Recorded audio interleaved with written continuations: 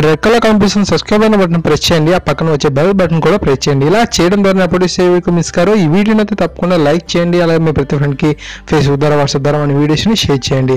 Friends, మన channel ప్రతి daily DSC purpose videos, అదేవిధంగా ఏపీటీఎస్ఎం జాబ్ ఆస్పిరెంట్స్ కోసం ఎడ్యుకేషన్ జాబ్ నోటిఫికేషన్ సంబంధించిన సమాచారం అనేది ఇస్తున్నాం. సో మీరు డిఎస్సీ కానీ గ్రూప్స్ కానీ ఇలాంటి కాంపిటేటివ్ ఎగ్జామ్స్కి ఏమి ప్రిపేర్ అయినట్లయితే తప్పకుండా మీకు యూజ్ అయ్యేలా టెక్స్ట్ బుక్స్ కానివ్వండి, లేదంటే మంచిగా ఫ్రీగా మీకు మెటీరియల్ అందించే వెబ్సైట్స్ గురించి కూడా వీడియోస్ అనేవి ఆల్రెడీ చేశాను. సో దయచేసి మీరు నా యొక్క కొత్త సబ్స్క్రైబర్స్ అయితే తప్పకుండా ఆ వీడియోస్ని చూస్తే మీకు మంచి మెటీరియల్ అనేది ఫ్రీగా లభిస్తుంది, బాగా చదువుకోగలుగుతారు.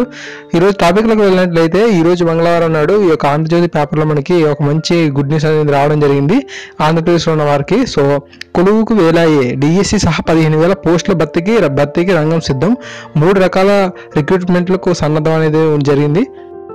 10 రోజుల అసిస్టెంట్ ప్రొఫెసర్ల భర్తీకి ప్రకటన. ఉపాధ్యాయ ఖాళీలను సేకరిస్తున్న డిఎస్సిపై నేడు మంత్రి గంట చర్చలు. త్వరలో విడుదల కానున్న నోటిఫికేషన్. ఆర్థిక క్లియరెన్స్ రాగానే శాఖల వారిగా పోస్టులు. సో ఇది అన్నమాట ఇన్ఫర్మేషన్ అనేది. ఫ్రెండ్స్, చూసుకున్నట్లయితే మొన్నటి వరకు మనం కేవలం డిఎస్సీని అనుకున్నాము, కానీ ఏంటంటే మరొక 3 నోటిఫికేషన్ కూడా రాబోతున్నాయి. ఈ యొక్క మీరు చూసినట్లయితే టాపిక్లోకి వెళ్ళినట్లయితే మరో 10 రోజుల్లో ఈ యొక్క ఉద్యోగాల నోటిఫికేషన్ ఎవరైతే వెయిట్ చేస్తున్నారో సో వారందరికీ మంచి న్యూస్ అనేది రాబోతుంది. పాఠశాల విద్యాశాఖ ఆధీనంలో ఉన్న డిఎస్సి రిక్రూట్మెంట్, ఉన్నత విద్యాశాఖ పరిధిలో వర్సిటీలో గల ఫ్యాకల్టీ రిక్రూట్మెంట్, అదేవిధంగా ఏపీపీఎస్సీ ఆధ్వర్యంలో ప్రభుత్వ డిపార్ట్మెంట్లో ఖాళీల భర్తీ అనేది జరుగుతుంది. ఇందులో భాగంగా తొలుత ఈ నెల 3వ వారంలోపే విశ్వవిద్యాలయాల్లో ఖాళీగా ఉన్న అసిస్టెంట్ ప్రొఫెసర్ల భర్తీకి రిక్రూట్మెంట్ అనేది రాబోతుందంట. అంతేకాకుండా చూసుకున్నట్లయితే ఈ మేరకు ఇప్పటికీ అన్ని వర్సిటీలకు రాష్ట్ర ఉన్నత విద్యామండలి ఆదేశాలు అనేవి వెళ్ళడం జరిగింది. డిసెంబర్లో దరఖాస్తులు అనేవి చేసుకోవచ్చంట.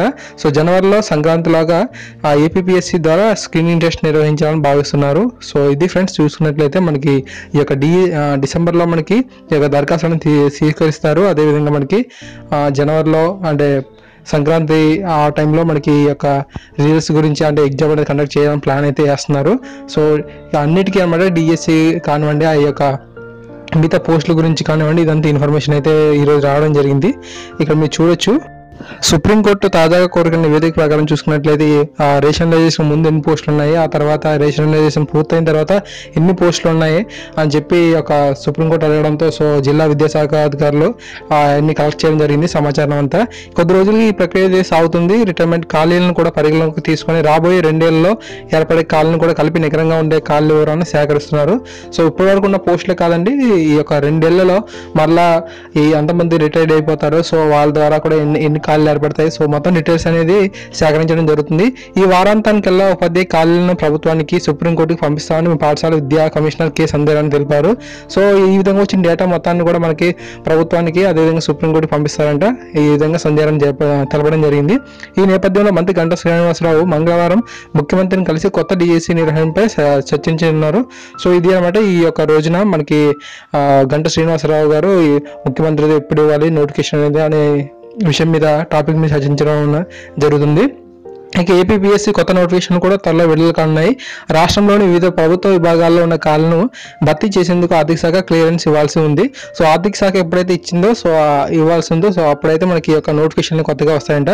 ఈ నేపథ్యంలో వచ్చే కేబినెట్ భేటీ ముంగిటకు ఈ అంశం రానుంది. ఎన్ని ఖాళీలను భర్తీ చేయాలన్న అంశంపై ఈ సమావేశంలో నిర్ణయం తీసుకునే అవకాశం ఉంది. కేబినెట్ తీర్మానం చేయగానే ఆర్థిక శాఖ భర్తీ చేయాల్సిన ఖాళీలు సమాచారంతో ఉత్తర్వులు విడుదల చేయనుంది. సంబంధిత వర్గాల నుంచి అందిన సమాచారం ప్రకారం రాష్ట్రంలో దాదాపు 5,000 వరకు ఖాళీలను భర్తీ చేసే అవకాశం ఉంది. సో ఇదనమాట. ఆర్థిక శాఖ క్లియరెన్స్ రాగానే రివైజ్డ్ ఇయర్ క్యాలెండర్ విడుదలకు ఏపీపీఎస్సీ సిద్ధంగా ఉంది. సో ఆర్థిక శాఖ నుంచి ఎప్పుడైతే రాబోతుందో అనుమతి అనేది అప్పుడు మళ్ళీ ఈ యొక్క క్యాలెండర్ అనేది రిలీజ్ చేస్తారంట. ఆల్రెడీ ఇచ్చారు కానీ క్యాలెండర్ ప్రకారంగా మరి ఆర్థిక శాఖ నుంచి మనకి అనుమతులు రాకపోవడం వల్ల వాటిని ప్రకటనలు అయితే చేయలేదు, అంటే నోటిఫికేషన్లు విడుదల చేయలేదు. సో ఈ యొక్క మళ్ళీ రివైజ్డ్ ఇయర్ క్యాలెండర్ అనేది మళ్ళీ రిలీజ్ చేస్తారంట. పాత నోటిఫికేషన్లు తాలూకు నియామకాల ప్రక్రియ చాలా వరకు తుది దశకు చేరుకోవడంతో ఏపీపీఎస్సీ కూడా కొత్త నోటిఫికేషన్లకు విడుదలకు సన్నమవుతుంది. సో ఇదనమాట. ఒక విశ్వవిద్యాలయాల్లో ఫ్యాకల్టీ రిక్రూట్మెంట్, మరోవైపు కొత్త డిఎస్సి, ఇంకోవైపు ఏపీపీఎస్సీ నోటిఫికేషన్స్, ఇలా మొత్తంగా 2018 సంవత్సరానికి మనకి న్యూ ఇయర్ స్పెషల్గా మనకి నోటిఫికేషన్లు అయితే తప్పకుండా వస్తున్నాయి ఫ్రెండ్స్. ఇది యొక్క వీడియోలో సారాంశం. తప్పకుండా ఈ వీడియో మీకు నచ్చింది అనుకుంటున్నాను. సో ఇప్పటివరకు ఎవరైతే నిరుద్యోగులు ఈ యొక్క జాబ్ నోటిఫికేషన్స్ కోసం వెయిట్ చేశారో సో వారందరికీ కూడా చాలా మంచి న్యూస్ అనేది రావడం జరిగింది. ఈ వీడియోని తప్పకుండా లైక్ చేయండి, మీ ప్రతిభానికి షేర్ చేయండి. ఏమైనా మీరు అభిప్రాయం తెలియజేయాలంటే కింద కామెంట్ సెక్షన్లో తెలియజేయాలని కోరుతున్నాను. Thank you. జై హింద్. వందే మాతరం.